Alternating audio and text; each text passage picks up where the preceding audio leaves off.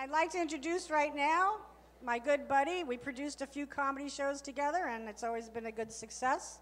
Michelle Solomon has appeared at the South Beach Comedy Festival as the opener for Mad Cat Theater and at comedy clubs in Florida, New York, and Las Vegas.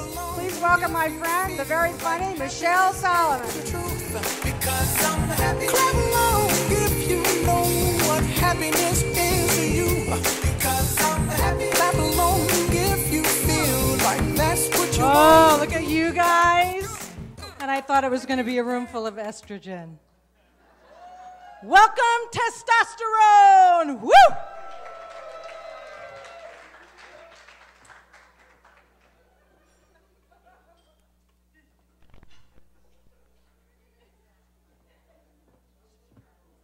All right, take a breath. All right, here we go. Welcome to Some Ladies Live. Thank you for coming out on a Thursday night. Drink a lot. We're funnier when you're drunk.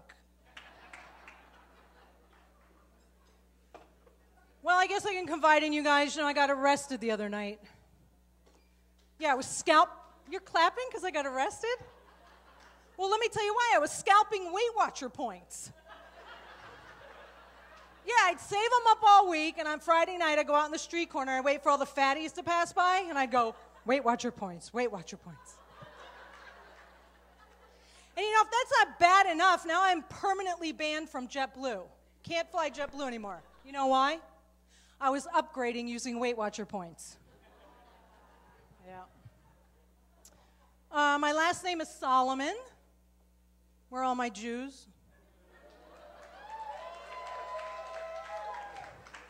Faked you out. Don't get too excited, chosen people.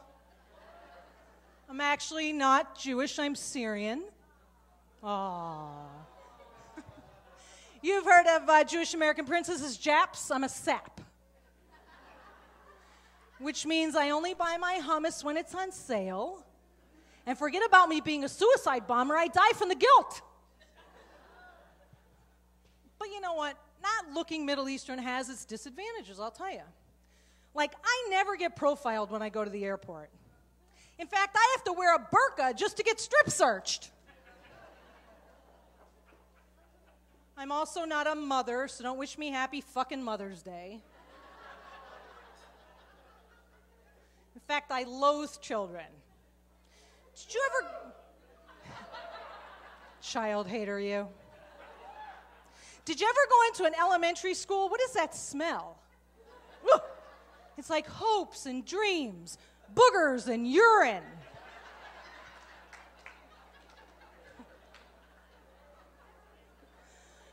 But I bet a vast majority, you know what, let me tell you this too, kids are expensive. You probably all gotta go buy all that back to school crap that they're now charging hundreds of bucks for. So, kids are expensive. Like, I bet a vast majority of you had to hire a babysitter, pay a babysitter just so you go out tonight, right? Well, I, in fact, didn't have to pay anybody. I don't have to pay anybody when I go out. As a matter of fact, I take that babysitter money and I buy the most non-kid-friendly things I can find.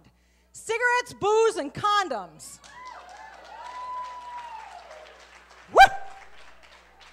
Oh, you guys are nasty. I have to bring out the nasty stuff for this group. Cigarettes, booze, and condoms. Well, not being a mother leaves me with a lot of personal time. Personal time for my lady business. I'm talking about masturbation. Men and women are so different when it comes to masturbation. Like men, it's like wham, bam, thank you hand. Guys, what do you masturbate like? 2-3 times a day? What do you... 2-3 times a day? Yeah, give or take, 5, 6, 10. That's on a slow day for this guy. But with women, we got to make a big production out of it. We got to get out the Michael Bublé CD, the Yankee Candle. Do I want cinnamon? Do I want vanilla? We got to put the shower massage on the right setting. We got to get that Sears catalog out from under the bed with the guys and the BVDs. Ladies, Those guys are gay. It's like we're taking our vaginas out for a night on the town.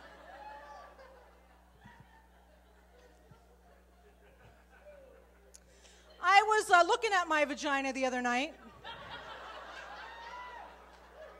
Oh, look at all the red faces. Like, come on, look at this table of girls. You don't look at the vagina? You get your little mirror.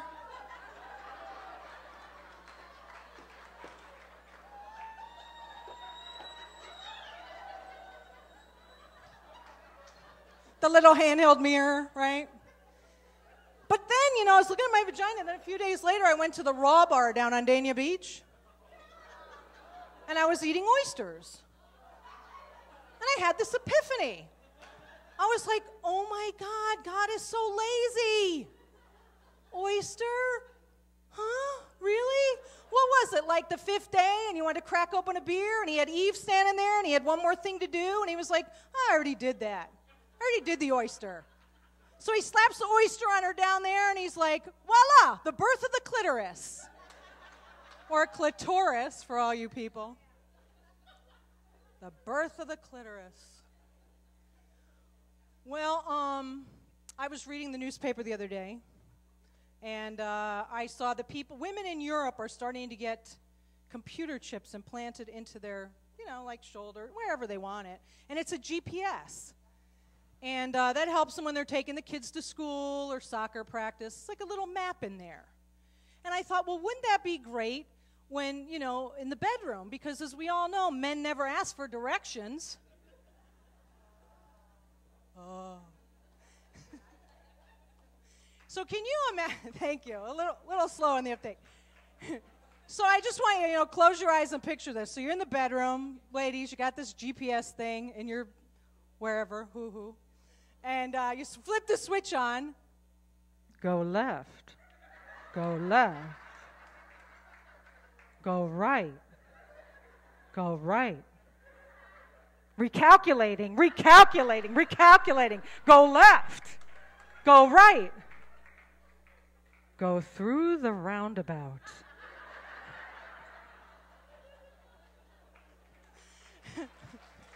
There's more, because I know you want it. Go straight. Go straight. Go down. Go down. Go down. Go down. You've reached your destination. Thank you. Thank you. You're a lively group, you are. There's a lot of different personality types now, and we have all these self-help groups and stuff, and I was thinking about people being in bed together. Can you imagine two codependents in bed? It's like, are you okay? Are you okay? Are you okay? Oh, are you okay? And like, what if you went to bed with a bipolar? It'd be like, oh, baby, I love you so much. Oh, I fucking hate you. Oh, baby, I love you so much. Oh, I fucking can't stand you. And then you'd be in bed with a narcissist and be like, what about me? And then, you go to bed with a serial killer and you're like, well, you're okay, but the next one's going to be better. Oh. Hey, I could have done a bad joke like cereal, like he wants to steal your Count Chocula or something bad like that. I was in line the other day at the Family Dollar, and I noticed that the condoms at the Family Dollar are right next to the pregnancy test of the checkout line. I was thinking, condoms at the dollar store, pregnancy test. Hey, why don't they just put the diapers and the baby bottles there and save yourself a trip?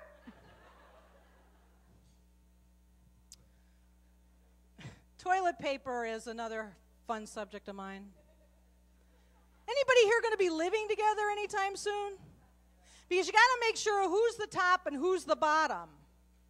I'm talking about toilet paper. Like the people that roll the toilet paper over, they're really anal. The people that roll the toilet paper under, they really don't give a shit. And then there's those motherfuckers that come to your house and don't put the toilet paper on at all. No, they're just assholes. That was a groaner, huh? That's a groaner. I have a lot of friends friends that, they're over 40, they still smoke pot. Oh. See, that's why I'm funny, because you're stoned. Right. I, in fact, don't have to smoke pot anymore because I don't need something that's going to help me forget where my cell phone and my keys are on a daily basis. Yeah, I'm perfectly okay to do that by myself. But, we all have those friends, and I swear to God, like, now I've gotten to be a certain age, we all have friends, and, like, I have friends, and those friends look like other people's friends, and all of us in a group have that one guy. He's still got the long gray ponytail. It's like, dude, if your band hasn't opened for Jerry Garcia, it ain't gonna.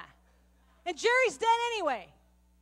Then you got the hippie buddy girl with her hair. She hasn't had a cut in, like, what? It's like down to here. It's like since Woodstock or something. She can knock on everybody's door and can't find your house, but when she comes stoned to your house, she can figure out how to get her hand way down in that Doritos bag. And grandmas that smoke pot, they should be baking those grandkids Toll House cookies, not giving them hemp brownies. But don't worry about me not smoking pot. Don't worry about it. Because I'm on a really great drug cocktail right now. I'm skating on melatonin, Malox, and Midol. Woo! Well, I actually have a real job. It's not this.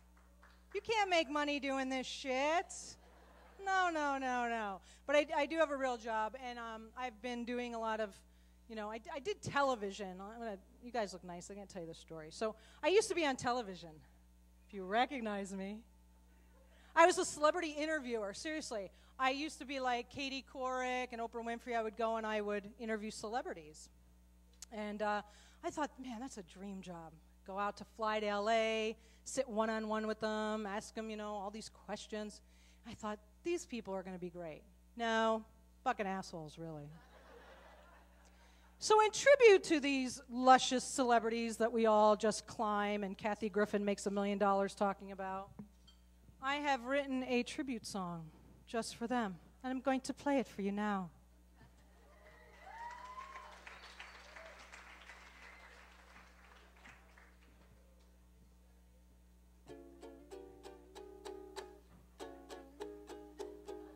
I know it's crazy, but it's really true. Celebrities take shits just like me and you. 'Cause they're crappy, let me tell you about the time Angelina Jolie showed me her ass tattoo. That's true. Let me tell you about the time I met Bette Midler in a basement loo. Let me tell you about the time Robert De Niro had a bad hairdo. That's true. Let me tell you about Russell Crowe. He smokes, he has brown teeth, and he's a short schlub.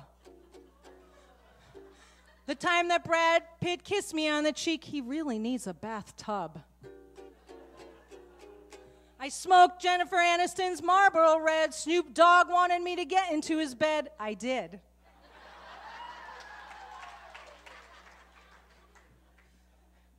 But the biggest, most crappiest loser in the world is really not a pretty woman at all. Can you guess who the biggest bitch on the planet is?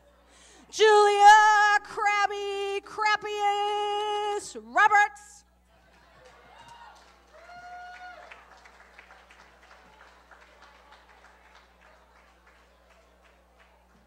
I did meet some really nice celebrities, though, seriously. Like Meryl Streep wanted my necklace. I gave it to her. I mean, what are you going to say? No, Meryl. I'm glad you like my jewelry, but you can't have it. You've only won 15 billion Oscars. Who else? Oh, Ben Affleck was really nice. I played poker with him. So what I've done now is I've actually given up the celebrity interviewing job, and I've become a movie critic. And that's true. I'm a movie critic.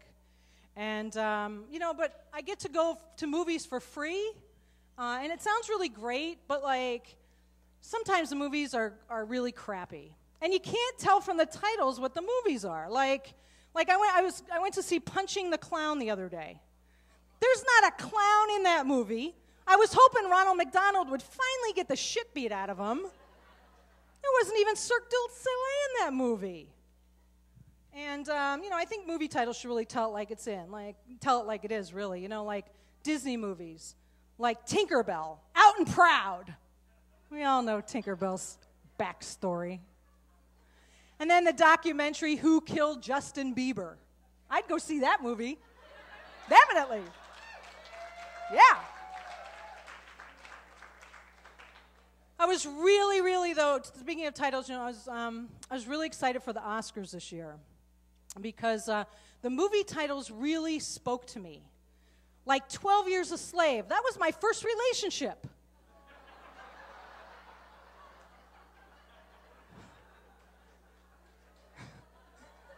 And Lone Survivor, that was my second relationship. And American Hustle, that's why you'll find me out in the street corner selling my pussy for Weight Watcher points. Thank you very much. It's been a wonderful crowd.